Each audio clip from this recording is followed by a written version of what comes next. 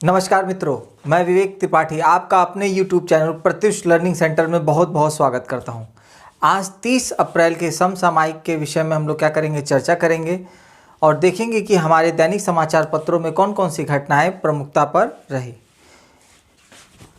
पहला, सबसे हमारे इरफान खान, बहुत ही दमदार एक्टर, ज़मीनी स्तर से जुड़े हुए, उनका कल मुंबई में क्या हो गया, निधन हो गया। और ये बहुत बड़ी क्षति है जो फिल्म इंडस्ट्री के लिए क्या है, बहुत बड़ी क्षति है। इनका जन्म जो था वो जयपुर में हुआ था, पूछा जा सकता है। इनकी मृत्यु मुंबई में हुई थी कल, और इन्हें 2011 में पद्मश्री से क्या किया गया था, सम्मानित किया गया था। और इनकी मृत्यु हुई है न्यूरो इंडोक्राइन ट्यूमर के कारण, जिसका भी 1 साल पहले इलाज करा के आए थे। फिर इन्होंने इंग्लिश मीडियम जो पिक्चर है उसको शूट भी किया था, लेकिन अचानक तबीयत ख़राब होने के नाते इनका क्या हो गया, देहांत हो गया। बहुत दमदार अभिनेता थे। पूछा जा सकता है कि इनको कौन सी बीमारी थी, न्यूरो इंडोक्राइन ट्यूमर। ठीक है। अगला है अंतर्राष्ट्रीय नृत्य दिवस। ये कब मनाया जाता है, 29 अप्रैल को। किसके द्वारा, यूनेस्को के द्वारा। और किसके याद में मनाया जाता है, स्मृति में, रिफॉर्मर जीन जॉर्ज नॉर्वेरे। ये क्या था, बेले जो डांस था उसके फाउंडर थे, और उन्हीं की स्मृति में क्या था, ये मनाया जाता है। ठीक है, बहुत इम्पॉर्टेंट है। मनीषा सिंह, ये भी मोस्ट इम्पॉर्टेंट पर्सनालिटी का क्वेश्चन है। अमेरिका ने आर्थिक सहयोग तथा विकास संगठन में अमेरिकी दूत के रूप में क्या किया है, इनको नियुक्त किया है। और जो आर्थिक सहयोग और विकास संगठन होता है, OECD, organization for economic cooperation and development, ठीक है, बहुत बड़ा संगठन है, उसमें अपना दूत क्या है, नियुक्त किया है। अब OECD की स्थापना 16 अप्रैल 1948 को हुई। इसका मुख्यालय कहाँ पे है, पेरिस। और पेरिस कहाँ पे है, फ्रांस में। याद रखिएगा, मोस्ट इम्पॉर्टेंट है, ये पूछता है यूपीपीसीएस में कि कौन से संगठन का मुख्यालय कहाँ पर है। मनीषा सिंह महत्वपूर्ण व्यक्तित्व हैं। अंतर्राष्ट्रीय नृत्य, ये भी इम्पॉर्टेंट है। इरफान खान, ये मतलब चारों घटनाएं क्या है, बहुत लाइन से तीनों इम्पॉर्टेंट हैं। अगला है, एशियाई विकास बैंक ने भारत को कोविड-19 के संदर्भ में $1.5 बिलियन का ऋण मंजूर किया है। ठीक है ना। अब ADB, इसके बारे में हम लोग चर्चा कर चुके हैं, जिसकी स्थापना 1966 में हुई थी, और इसका मुख्यालय कहाँ है, मनीला में। ठीक, इसने $1.5 बिलियन का ऋण मंजूर किया। इंपॉर्टेंट घटना है, पूछा जाएगा। भारत 2021 में विश्व मुक्केबाजी चैंपियनशिप 2021 की मेज़बानी, अभी कुछ दिन पहले हम लोग कहे कि मेज़बानी कर रहा है, लेकिन अब मेज़बानी भारत ने गंवा दी है। और जब गंवा दिया, और गंवाने का मुख्य कारण ये रहा कि वो उसकी जो मिनिमम फीस होती है वो सबमिशन भारत सरकार द्वारा नहीं किया जा सका। और जब सबमिशन नहीं हुआ और उसकी जो फीस सबमिट नहीं हुई, तो उसको क्या कर दिया, मेज़बानी से हटा दिया गया। अब मेज़बानी किसके पास आ गई है, सर्बिया के पास का आ गई है। और सर्बिया के बेलग्रेड में अब इसका क्या किया जाएगा, आयोजन होगा, जैसे वहाँ पे तय था। बहुत इंपॉर्टेंट घटना है कि मुक्केबाजी चैंपियनशिप से भारत को क्या कर दिया गया है, हटा दिया गया मेज़बानी से, और सर्बिया के शहर बेलग्रेड में इसका आयोजन होगा। उत्तर पूर्व मतलब होता है जो हम भारत के नक्शे पे जो हमारा नॉर्थ ईस्ट का सेक्शन होता है, ठीक है ना। जैसे हम भारत का जब नक्शा ड्रॉ करते हैं, तो ये सिक्किम से ले करके और ये जो पूरा सेक्टर होता है नीचे वाला, ये पूरा क्या होता है, नॉर्थ ईस्ट का सेक्टर होता है। तो भारत सरकार ने नॉर्थ ईस्ट में सिक्किम, नागालैंड, अरुणाचल, मणिपुर और त्रिपुरा को कोविड-19 मुक्त क्या किया है, घोषित किया है। और ये नॉर्थ ईस्ट में, आप प्रश्न बन सकता है कि नॉर्थ ईस्ट का कौन सा वह राज्य है जो कोविड-19 मुक्त घोषित नहीं किया गया या किया गया। आने वाले समय में बन सकता है प्रश्न, तो आपको ध्यान रहना चाहिए। 1 2 3 4 5, ठीक है, 5 कर दिया गया है। असम इसमें शामिल अभी नहीं है। अगला है क्रिसल रेटिंग एजेंसी ने बताया कि 2020-21 में भारत की जीडीपी की जो रेट है 1.8% रहने की क्या है संभावना है, और देश को 10 लाख करोड़ की क्या होगी हानि होगी, और प्रति व्यक्ति नागरिक 7,000 रुपये का क्या करेगा ऋण भार एक व्यक्ति के ऊपर हो जाएगा। ठीक है ना, बहुत इंपॉर्टेंट है डाटा। आपको मैंने क्रिसल के बारे में बताया था कि ये भारत की एक क्रेडिट रेटिंग एजेंसी है जो भारत में हो रही व्यापारिक व्यावसायिक गतिविधियों का क्या करती है मूल्यांकन करती है और उसका निर्धारण करती है। करके ये अपना एक मूल्यांकन करती है जिससे आपको यह पता चल पाता है कि भारत की अर्थव्यवस्था का प्रारूप कैसा है और भारतीय अर्थव्यवस्था किस रूप में आगे बढ़ रही है।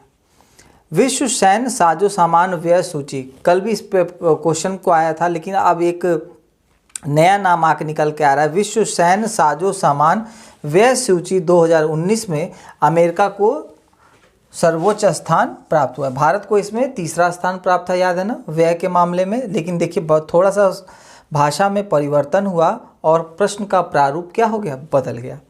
आरबीआई ने म्यूचुअल फंड की सहायता के लिए, म्यूचुअल फंड लॉस में चल रहे हैं, 50,000 करोड़ की राशि क्या कर दी है, घोषणा की है उनके सहयोग के लिए।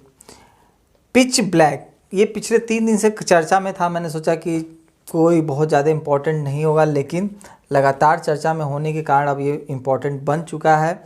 ऑस्ट्रेलिया का द्विवर्षीय वायुसेना अभ्यास होता है, बहुत बड़ा अभ्यास होता है, जिसे अब क्या कर दिया गया है, रद्द कर दिया गया है। तो क्वेश्चन कैसा बनेगा कि पिच ब्लैक वायुसेना अभ्यास किस देश के द्वारा किया जाता है, ठीक है, ऐसे पूछेगा प्रश्न। तो उत्तर माना रहेगा ऑस्ट्रेलिया। ठीक, 28 अप्रैल को ब्रिक्स देशों की वीडियो कॉन्फ्रेंस का आयोजन किया गया। ठीक है, तो पूछा जाएगा कि ब्रिक्स देश की वीडियो कॉन्फ्रेंस का आयोजन किस डेट को हुआ, क्योंकि बड़ी चीज़ है। तो 28 अप्रैल को। इसकी अध्यक्षता किसने की, रूस ने की। ठीक है, और सबसे बड़ी एक क्वेश्चन बनता है सिविल सर्विसेज में पूछा जाता है, क्या ब्रिक्स देश G20 के सदस्य हैं? तो उत्तर सही होगा स्टेटमेंट कि जितने भी ब्रिक्स देश हैं, ब्राज़ील, चाइना, भारत, ठीक है ना, आपका साउथ अफ्रीका और रशिया, जितने ब्रिक्स देश हैं ये G20 के भी क्या हैं, सदस्य हैं। ठीक, तो स्टेटमेंट आएगा तो ये स्टेटमेंट क्या होगा, सही होगा। तो आपको ध्यान में रखना है। अगला है किरण मजूमदार शाह को मेडिसिन मेकर पावर लिस्ट 2020 में शीर्ष वैश्विक नेताओं की सूची में क्या किया गया है, शामिल किया गया है। ठीक है, मेडिसिन के क्षेत्र में ये क्या है, बहुत बड़ा नाम है, और इनको क्या किया गया है, शीर्ष मेडिसिन मेकर पावर लिस्ट में, ठीक है, बायोकॉन इनकी कंपनी है, शामिल किया गया है। YSR जगन्ना विद्या दिवेना योजना, ये मोस्ट इम्पॉर्टेंट है आपका सिविल के लिए। ये किसके द्वारा की गई है, आंध्र प्रदेश के द्वारा की गई है। इसमें किया क्या गया है, इसमें किया ये गया है कि जो विद्यालय विश्वविद्यालय में जो छात्र फीस सबमिशन करते थे, अब स्थिति तो है नहीं, तो अब क्या करेगी कि सरकार उन छात्रों को क्या करेगी, उस फंड को विश्वविद्यालय को न दे करके अब छात्रों को क्या करेगी, प्रोवाइड करेगी कि वो आसानी से विगत वर्षों में या आने वाले वर्षों में जो फीस बाकी है या जमा करना है उसको आसानी से जमा कर सकें। ठीक है, अगला है रवि मित्तल, इनको खेल सचिव बनाया गया है। ठीक, और एक और आपकी इम्पॉर्टेंट घटना है, ये आपका यहाँ पे छूट गया, ये 21 पॉइंट नंबर मान लेते हैं, आयुर रक्षा क्लिनिक, ठीक है ना, बनाया गया है कहाँ पर, केरल में। याद रखिएगा, आयुर रक्षा क्लिनिक। अगला है प्रकाश जावड़ेकर ने सेंट पीटर्सबर्ग जलवायु संवाद के 11वें सत्र में भारत की क्या है, मेजबानी की, और इस पूरे जो जलवायु संवाद सम्मेलन था उसकी अध्यक्षता हमेशा कौन करता है, जर्मनी करता है। याद रखिएगा, इसकी मेजबानी जलवायु की कौन का है, जर्मनी ने इस बार की है। अगला है बाउंस बैक ऋण योजना, ये किसके द्वारा चलाई गई है, ब्रिटेन के द्वारा, और ये मोस्ट इंपॉर्टेंट क्वेश्चन बन जाता है। लोगों को लगेगा इंडिया द्वारा, लेकिन ये बाउंस बैंक ऋण योजना, ठीक, क्या है ये, छोटे जो लघु व्यापारी हैं ब्रिटेन में उनको सुविधाएं प्रदान करने के लिए जो लॉकडाउन के दौरान जितने भी व्यापारी वर्ग हैं उनके ऊपर बहुत कर्ज हो गया है, वो हानि की अवस्था में चल रहे हैं, इसलिए ब्रिटेन ने अपने छोटे व्यापारियों को बचाने के लिए बाउंस बैंक ऋण योजना का क्या किया है, प्रारंभ किया है। अगला है एसेस टू कोविड-19 टूल्स एक्सेलरेट पहल। ये मोस्ट इम्पॉर्टेंट है ये भी, क्योंकि इसी तरह का दिल्ली में भी एक अभियान चला था और ये G20 के देशों द्वारा क्या किया है, अभियान चलाया गया है।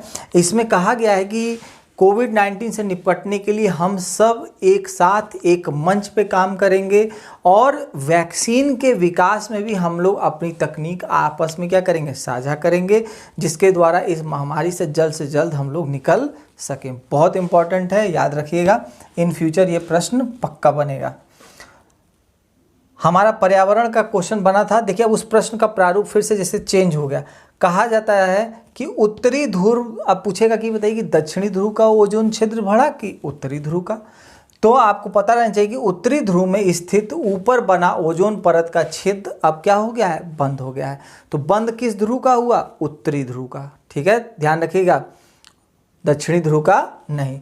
मतलब अगर हम ग्लोब का निर्माण करते हैं तो ये जो सेंटर पार्ट होता है ये इक्वेटर होता है, इधर से ऊपर का जो भाग रहता है वो उत्तरी ध्रुव, इधर से इधर का जो भाग रहता है नीचे के साइड का वो क्या होता है, दक्षिणी ध्रुव होता है, ठीक है ना। ये कर्क रेखा और इसके नीचे मकर रेखा, ठीक, और बीच की विषुवत रेखा जिसे हम भूमध्य रेखा भी कहते हैं। ये ऊपर का क्या भाग होता है, ये ध्रुवीय क्षेत्र होता है। जैसे जैसे हम नीचे से ऊपर की तरफ जाते हैं तो तापमान में क्या आती है, कमी आती है। जैसे जैसे हम ऊपर से नीचे की तरफ आते हैं तो तापमान में क्या होती है, वृद्धि होती है, ठीक है। अगला है टॉय सेनेड। ये क्या है, एक बहुत फेमस गायक है, इन्हें ग्रैमी पुरस्कार से क्या, ग्रैमी एक बहुत बड़ा आपका पुरस्कार है जो गायकी के क्षेत्र में दिया जाता है और इनको दिया गया था और एक मशहूर क्या है, गायक हैं, क्योंकि उत्तर प्रदेश में इस टाइप के क्वेश्चन पूछे जाते हैं किसी के निधन से संबंधित व्यक्तित्व का, ठीक। Jawahar Nehru centre for advance scientific research संस्था, ये बेंगलोर में एक संस्था स्थित है। सबसे पहले तो यही पूछ सकता है कि ये कहाँ पर है, बेंगलोर में।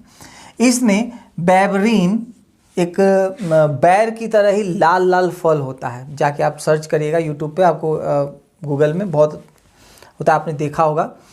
उससे अल्जाइमर, ठीक है ना, उससे अल्जाइमर अवरोधक दवा विकसित किया है। तो अब आपसे एक प्रश्न बन सकता है कि भाई ये अल्जाइमर है क्या।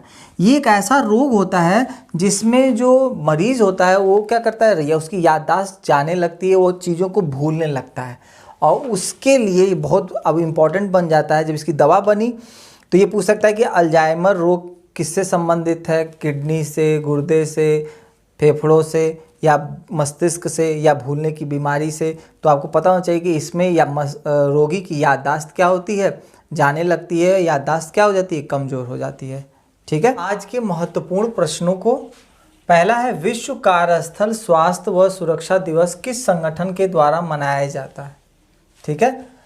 कौन सा उद्योग पहली बार भारत का शीर्ष निर्यात क्षेत्र बन गया। हाइड्रोजन बस और कार परियोजना किसके द्वारा शुरू की गई। व्हाट्सएप ऑर्डर बुकिंग सर्विस किस राज्य में लॉन्च की गई। रोहतांग दर्रा किस राज्य में है जो हाल में चर्चा में रहा, ठीक है। ये 5 महत्वपूर्ण प्रश्न हैं और जिनका उत्तर आप लोग दे रहे हैं, और मैंने देखा है कि बहुत से लोग अब नए नए भी पार्टिसिपेट हुए हैं। कल के प्रश्नों का उत्तर सही दिया है आपका उर्मिला पांडे, सत्या पांडे, वैशाली प्रजापति, अमन गुप्ता, आशीष मिश्रा, निधि शुक्ला, कुमारी अंकिता, आकाश रैना, पूनम निषाद, हिमांशु मिश्रा, भोलू सिंह, PTGSJ, आकाश वर्मा, SS, सरफराज अहमद और शिवांगी अग्रहरी, इतने लोगों ने सही उत्तर दिए हैं। कुछ लोगों के नाम कभी कभी नहीं आ पाते, वो स्पैम में चले जाते हैं, तो मैं अब ध्यान रखूँगा। स्पैम में क्या होता है, कभी कभी यूट्यूब ये समझ लेता है कि ये वायरस है और उठा के उसको स्पैम में डाल देता है, या उसमें कुछ ऐसी बातें लिखी रहती हैं जो स्पैम में चली जाती है। तो कुछ ऐसे अक्षर्स होते हैं तो मैं एक बार ज़रूर देख लिया करूँगा। जिनका नाम कभी छूट भी जाता है तो वो टेंशन ना लें, वो मुझे व्हाट्सएप पे एक बार बता देंगे तो मैं उसको अनाउंस कर दूँगा। आज आपका अंतिम दिन है, कल आपका वह लकी डे है जो लगातार इस महीने लगातार जिन्होंने लगातार सभी प्रश्नों के उत्तर सही दिए हैं, कल उनमें से जितने लोग किए हैं मैंने सब डायरी में नाम लिख लिया है।